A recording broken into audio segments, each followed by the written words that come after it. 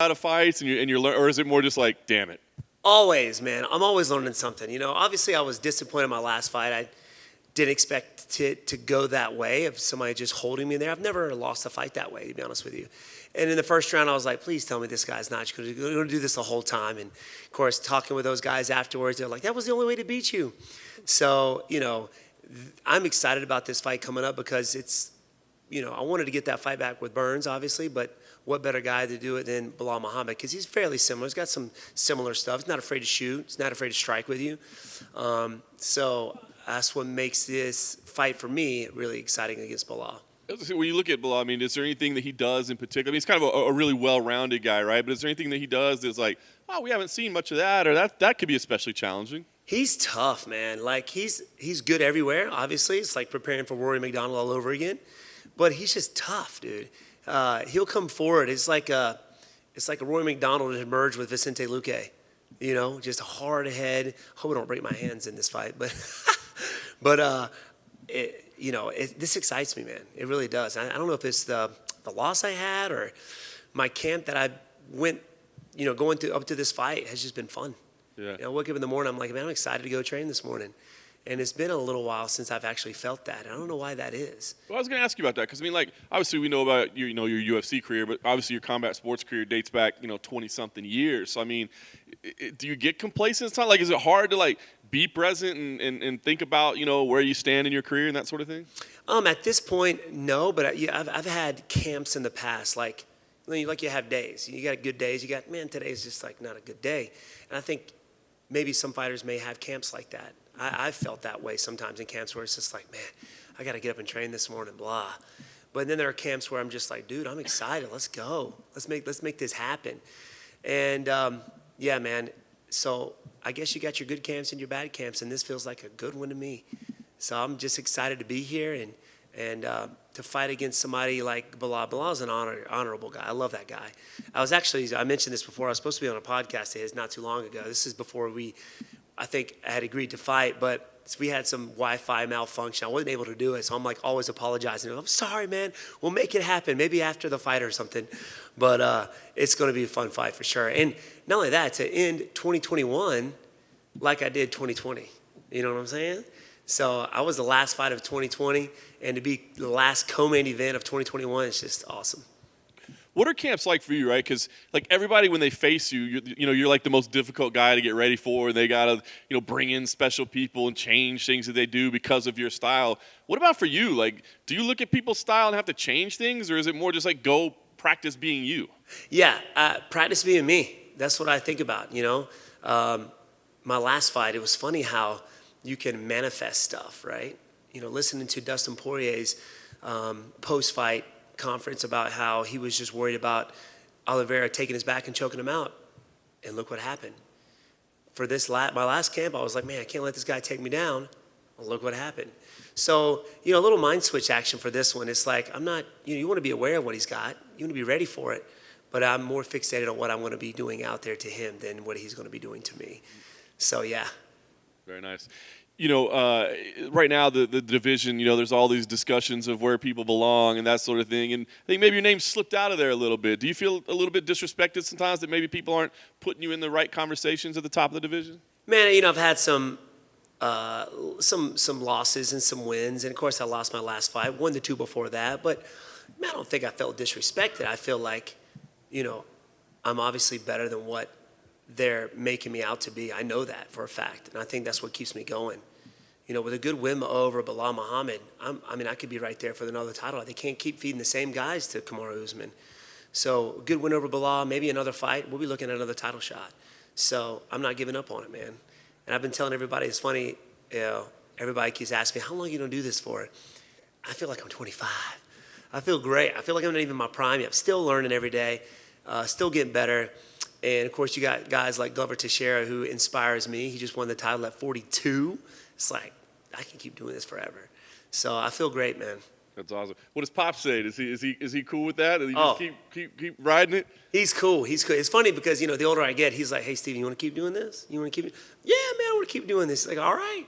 As long as I'm happy with it and I'm not taking that much damage, I'm good to go. And Pops is ready. He's alongside me. He's been there since day one.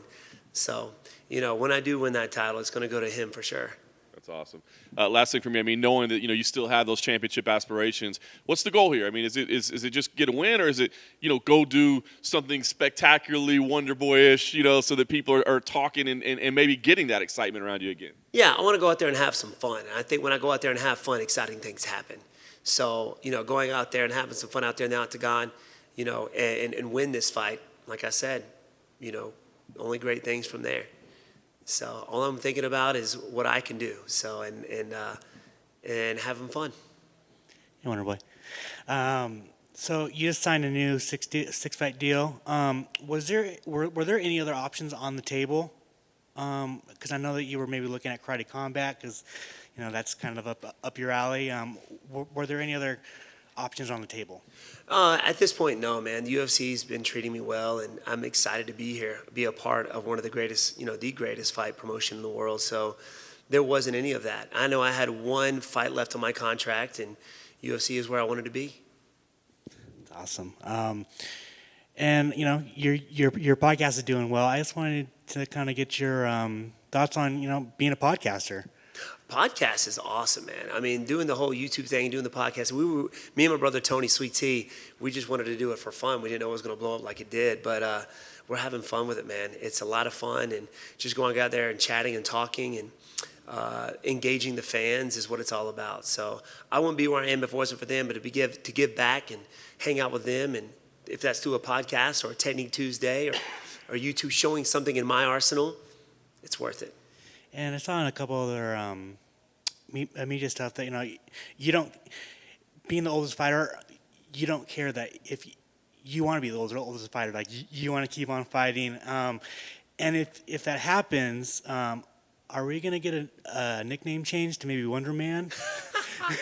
If Tenacious D comes out with a Wonderman song, 100% changing it to Wonderman. And I feel like if to be Wonderman, I got to grow some facial hair or something. Maybe you got a solid beard. Maybe you can shave that off and I can like paste it on or something.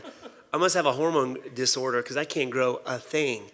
So I grow more hair in my nose than I do on my face. It's wild.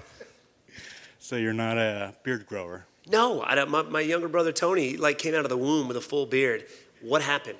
What happened to me? Well, I'm the oldest boy, but I can't grow a beard. It's crazy. Well, thank you. You're welcome.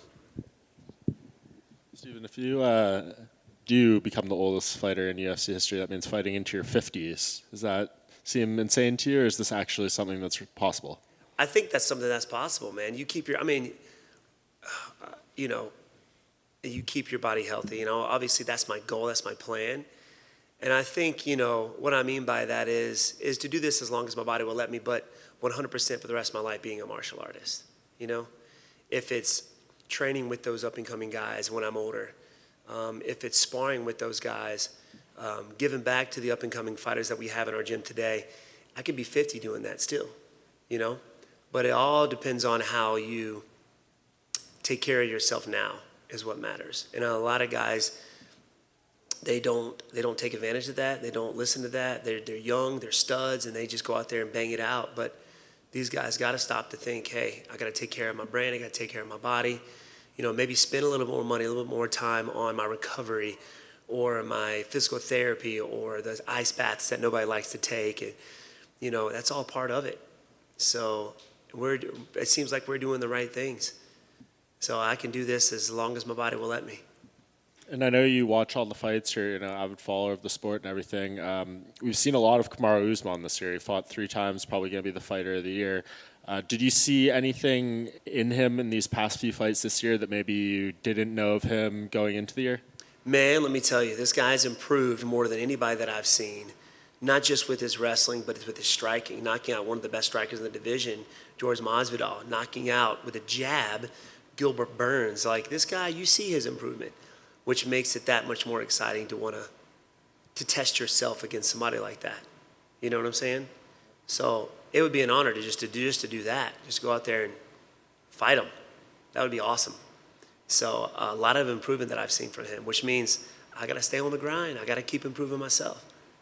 What do you think it might take? Like 2 wins, obviously. It seems like he might fight Leon next. Hamzat Chimaev is obviously kind of racing up the rankings here, but still probably needs another fight or two.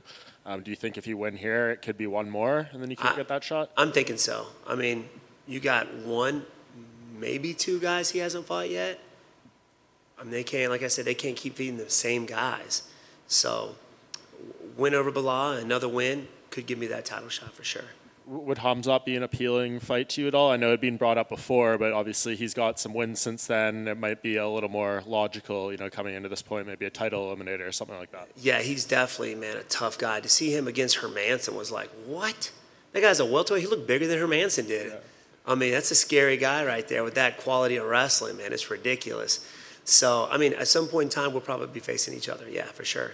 That's along with a lot of these up-and-coming guys. You got Sean Brady right there with him. So I could be facing any one of those guys. Those 2 would be a great fight too. But I could see myself facing those guys for sure in the future.